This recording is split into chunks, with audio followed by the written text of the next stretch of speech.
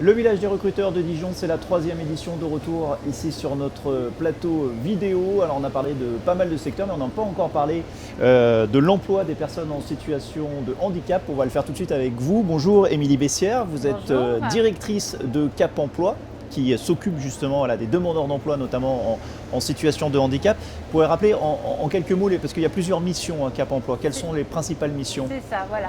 Donc juste un petit mot pour dire qu'effectivement des Cap Emploi, on en trouve dans tous les départements, un Cap Emploi par département, avec des missions variées.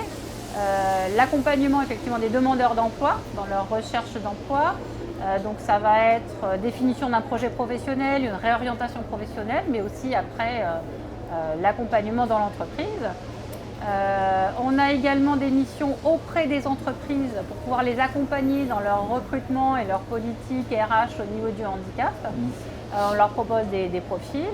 Et aussi auprès des salariés des entreprises, où pour des salariés qui peuvent avoir des difficultés liées à leur santé, à voir s'ils peuvent monter ou pas un dossier de demande de reconnaissance travailleur handicapé. Et on va mettre en place des actions concrètes dans l'entreprise pour essayer d'adapter le poste au mieux au handicap pour pas que la personne elle perde son travail. On essaie de travailler avec le salarié, son employeur pour trouver la meilleure solution pour le maintien dans l'emploi. De qui on parle? De quoi on parle quand on parle d'un travailleur ou d'un demandeur d'emploi en situation de handicap? Parce qu'il y a l'image effectivement de la personne en fauteuil roulant, mais j'imagine que c'est beaucoup plus large que ça. Effectivement, cette représentation qu'on a de la personne handicapée en fauteuil roulant, c'est pas du tout la majorité du public reconnu travailleur handicapé. Travailleurs handicapés, ce sont vraiment des personnes qui ont fait des dépôts de dossiers, de demandes de RQTH au niveau de la MDPH, la maison départementale de la personne handicapée, pour avoir cette reconnaissance de travailleur handicapé. Et la reconnaissance peut être d'une durée variable, c'est pas vitam aeternam, ça a une durée, c'est défini en commission. Et c'est vrai que le demandeur d'emploi, on va dire le profil un petit peu typique, c'est plutôt des personnes, voilà, on va dire de plus de 40 ans, peu qualifiées, donc diplôme entre CAP,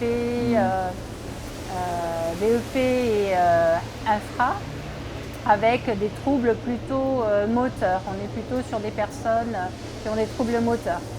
Est-ce que c'est un public qui a peut-être un peu plus de frilosité, d'appréhension à aller voir les recruteurs qu'un autre, ou alors le problème vient plus du côté des recruteurs?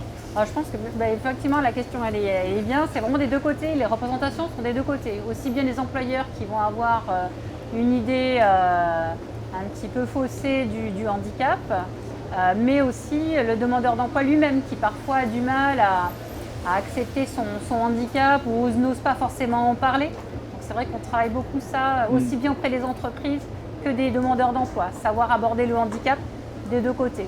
Aujourd'hui, il y a encore des freins qui subsistent là-dessus, de gros freins, ou c'est en train de changer du côté des entreprises?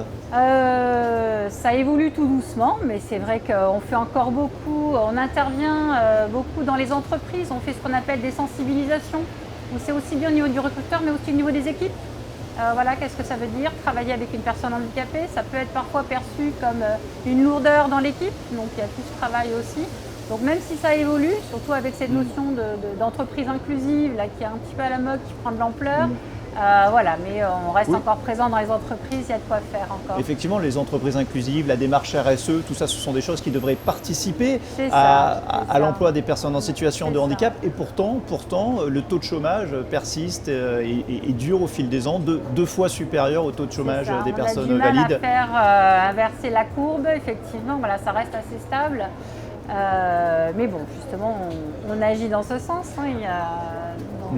Et la législation agit dans ce sens. Vous me disiez qu'en début d'année, début 2020, la législation a changé, elle se veut encore plus incitative pour les entreprises. Il va y avoir une pression financière plus importante au niveau des entreprises, pour certaines entreprises. Donc c'est vrai que ça joue. On a pu remarquer en ce début d'année, voilà, qu'on a été contacté quand même par pas mal d'entreprises qui s'inquiètent un petit peu sur l'impact financier de ces réformes.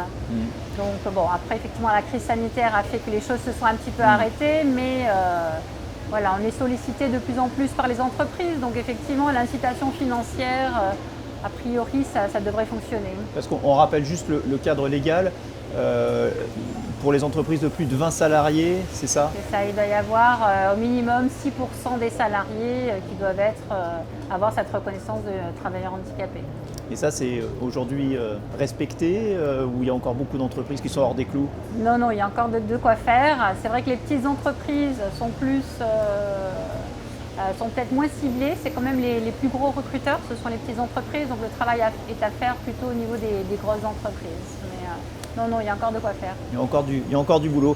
Merci beaucoup, Émilie Bessières. Merci à Bonne vous. journée ici sur le village des recruteurs de Dijon. Merci, bonne journée. Merci.